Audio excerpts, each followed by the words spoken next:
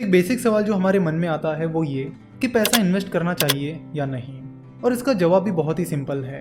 हम पीछे हैं तो इन्वेस्टमेंट में, और हम इन्वेस्टमेंट में इसलिए पीछे हैं क्योंकि फाइनेंशियल अवेयरनेस इंडिया में उतना कुछ खास नहीं रहा है।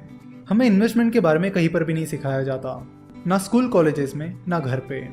देखो, आप अगर अपना घर भी चला रहे हो तो उसमें मनी मैनेजमेंट का बहुत बड़ा रोल होता है। हम जितनी भी कई सारी चीजें करते हैं उनमें फाइनेंशियल मैनेजमेंट और मनी मैनेजमेंट का बहुत बड़ा रोल होता है, लेकिन हमें money management, financial management, investment इनके बारे में सिखाया ही नहीं जाता।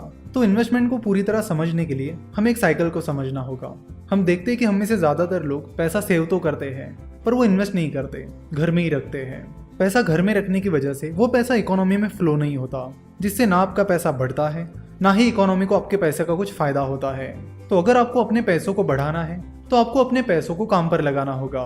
तो जब आप स्टॉक मार्केट में डायरेक्टली या इनडायरेक्टली इन्वेस्ट करते हो या स्टार्टअप्स में इन्वेस्ट करते हो तब आपका पैसा इकोनॉमी में फ्लो होने लगता है, और आपके पैसों से उन कंपनीज को अपना काम बढ़ाने के लिए, अपना बिजनेस एक्सपांड करने के लिए पैसा मिलता है, जिससे कंपनीज अपना काम बढ़ाने लगती है, ज्यादा प्रोडक्शन करने लगती है, जिसका फायदा कंट्री को होता है, जिससे कंट्री का जीडीपी बढ़ने में मदद होती है। कंपनी जब अपना ऑपरेशन एक्सपांड करती है, अपना काम बढ़ाती है, तब लोगों को एम्प्लॉयमेंट भी मिलती है। तो कंपनी के बढ़ने से जिन लोगों को जॉब मिली है उन्हें सैलरीज मिलती है, तो उस सैलरी में से कुछ हिस्सा वो एम्प्लॉयज किसी कंपनी में या स्टार्टअप में इन्वेस्ट करते हैं, तो अगेन वो पैसा भी इकोनॉमी में फ्लो होने लगता है, जिससे और ज्यादा कंपनीज को पैसा मिलता है और अपना बिजनेस बढ़ाने में मदद होती है। तो ये एक साइकिल है जिसे समझना हमारे लिए बहुत ज़्यादा ज़रूरी है। तो इन्वेस्ट करने से ना सिर्फ आपको बल्कि कंट्री को भी फायदा मिलता है, इकोनॉमी ग्रो होने में हेल्प होती है। सिमिलरली जब आप एफडी यानी फिक्स डिपॉजिट करते हो तो वो पैसा बैंक्स के पास जमा होता है, फिर बैंक्स उस पैसों को किसी बिजनेस को लोन देने के लिए यूज करती है, तो उससे भी आपका पैसा इकोनॉमी में फ्लो होने में मदद होती है और इकोनॉमी को उसका फायदा मिलता है। तो चाहे आप अपना पैसा बैंक में डालिए, स्टॉक मार्केट में इन्वेस्ट करिए या म्यूचुअल फंड में इन्वेस्ट करिए, लेकिन कहीं ना कहीं अपने पैसों को आप काम पर लगाइए, उसे घर में मत रखिए। अगर आप अपना पैसा घर में रखोगे तो इन्फ्लेशन की वजह से उसकी वैल्यू कम हो जाएगी, ना आपको उसका फायदा मिलेगा ना हमारे देश को। अगर आपको इन्फ्लेशन क्या होता है ये पता नहीं है तो आपको बता दूं कि अगर आपके पास आज 1000 रुपीज़ है तो उस 1000 रुपीज़ की वैल्यू एक साल बाद उतनी नहीं रहेगी जितनी आज है, यानी उसकी वैल्यू एक साल बाद कम हो जाएगी। अगर आप 5 साल बाद बात करोगे तो 5 साल बाद और कम हो जाएगी, 10 साल बाद और कम हो जाएगी।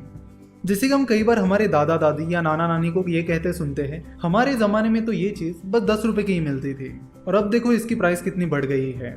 तो इन शॉर्ट ये इन्फ्लेशन इफेक्ट है। अगर आप अपने पैसों को इन्वेस्ट नहीं करोगे, काम पर नहीं लगाओगे और घर पे ही रखोगे तो उसकी वैल्यू कम होती चली जाएगी, जिसका ना आपको फायदा होगा ना हमारे देश को। तो इन्वेस्टमेंट करते समय आपको ये देखना होगा कि आपको जो रिटर्न्स मिल रहे हैं वो इन्फ्लेशन से कम है या ज़्यादा। इसके बारे में हम आगे चर्चा करेंगे। इन्वेस्टमेंट करने के लिए नेक्स्ट चीज़ जो आती है वो होती है फ्यूचर प्लानिंग, यानी जब तक आप काम कर रहे हो तब तक ठीक है, लेकिन जैसे आप काम करना बंद कर दोगे तो फिर पैसा कहाँ से आएगा।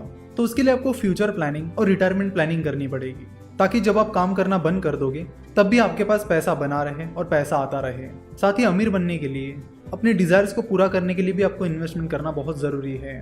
तो इन्वेस्टमेंट एक टू वे गेम है, जिससे ना सिर्फ आपको बल्कि कंट्री को भी बेनिफिट मिलता है।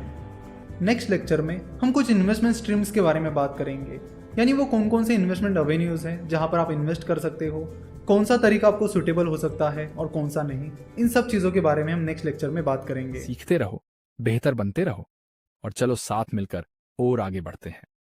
मैं चाहता हूं आप मेरे से भी प्रोफेशनल ट्रेडर बने। बस आज के लाइव ट्रेडिंग सेशन के लिए इतना ही, और स्ट्रैटेजीज के लिए सब्सक्राइब करना मत भूलना। लाइक, शेयर और कमेंट जरूर करो। मिलते हैं अगले वीडियो में।